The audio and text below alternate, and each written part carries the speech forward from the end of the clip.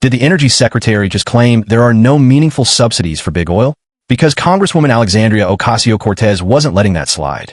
In a heated exchange on Capitol Hill, AOC pressed Energy Secretary Chris Wright over fossil fuel subsidies, rising production costs, and whether the administration's tariff policies are actually making energy more expensive for Americans. And when she asked him point blank, "You stand by that statement, correct?" Things got interesting. Let's break it down. And the chair now recognizes the gentlelady from the 14th District for 5 minutes for questions. Thank you so much, Mr. Chairman. Before I dive into my questions, I just wanted to clarify some of the exchanges that happened recently. First and foremost, there was kind of an insinuation that after confirming that solar and renewable energies receive public subsidy, there was a little bit in the exchange that folks may have insinuated or taken from it that fossil fuels do not receive public subsidy. That's not what you're saying, right? Correct, Mr. Secretary? Nowhere near of the same magnitude. And there's controversy about how to count them. I would say no meaningful subsidies today for oil and gas in the United States. Okay, I think you're right in that there's a disagreement in that. Because I think what most people consider a subsidy is public use, public resources, going to an industry or corporation. And in 2022 alone, we're looking at $10 to $52 billion in direct subsidies, anywhere between, again, depending on how you count it, $1.5 to $7 trillion globally in the fossil fuel industry receiving subsidy, in addition to tax breaks, in addition to also public lands. I was the chair of the Energy and Mineral, ranking member of the chair in Energy Mineral Resources Subcommittee on Natural Resource, and public lands alone that we had leased for pennies on the dollar for oil companies to drill on. I think those would be considered subsidies, but there may be a difference of opinion there. Additionally, the other thing that I wanted to clear up as well is this exchange previously on the immigrant workforce for many of the oil fields and the industry. You stated that there's a difference between quote unquote illegal immigration and legal immigration, but what is your stance on the ending of legal status for immigrants in the United States who are here documented? The devil's in the details, so I don't know enough about the issue you're raising to give a comment. I'm very passionate about immigration and all that, but I'm not sure exactly the question you're asking. So there are hundreds of thousands of legally documented immigrants here, many that work in the energy sector that are here under different kinds of authorizations, one being temporary protected status that Mr. VC had raised. And the administration is ending this status that provides a path to work permits, legal work permits, for huge sectors of the workforce in the United States.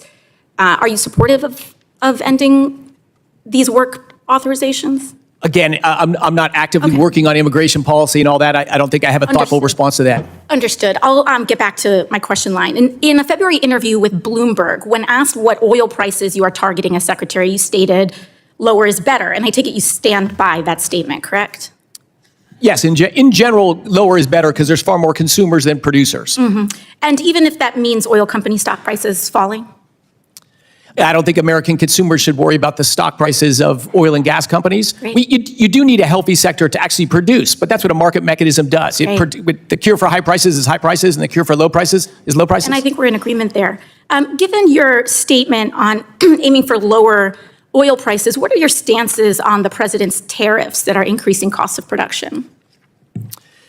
There's lots of impacts there's lots of things that impact the cost of production. Most of what the president is doing is going to meaningfully lower the cost of production. But his agenda to try to reshore heavy industry manufacturing in the United States, I think it's good for the country in the long run. Thank you. I'd like to reclaim my time. There are several, there's an industry-wide consensus here. There has also been a survey in March of oil and gas companies by the Dallas Fed, which were littered about complaints around uncertainty. Companies in this survey commented on the rising costs for materials like steel, which was subject to a 25% tariff at the time and is now subject to a 50% tariff as of June 4th. Steel is obviously a very important input in oil and gas production and energy production writ large. Mr. Chair, I would like to seek unanimous consent to enter these complaints into the record. Without objection, so ordered. Thank you. Secretary Wright, how does the president's tariffs plan and policy, particularly around steel, align with lowering costs for reducing uncertainty? Well, if I could interject, the lady's time has expired. If you could answer that in writing, that'd be appreciated.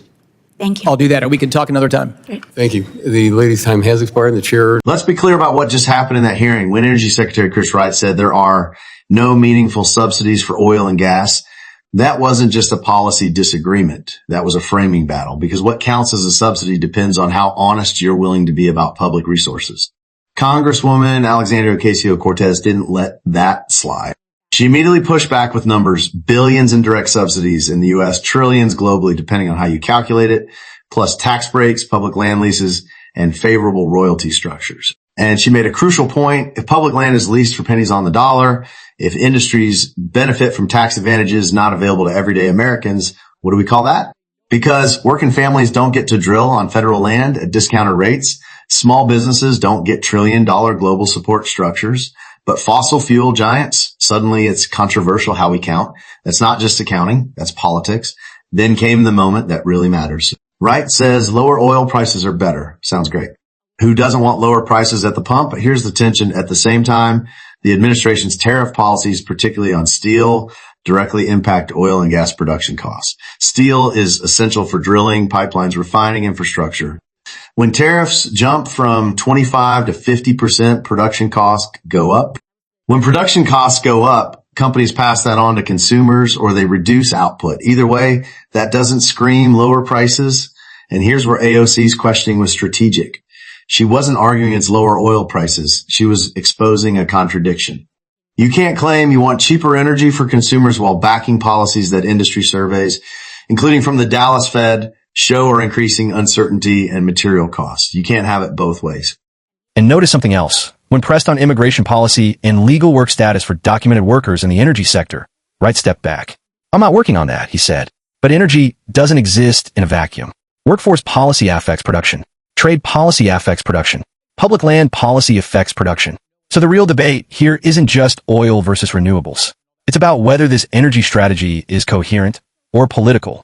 AOC framed this as a consumer issue. Wright framed it as a market issue. But markets don't operate in a policy-free environment. They respond to the rules set in Washington.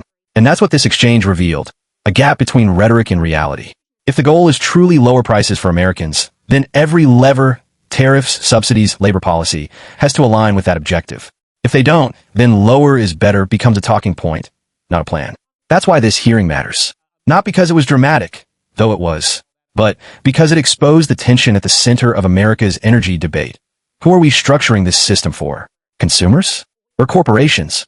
And that's the question that isn't going away anytime soon.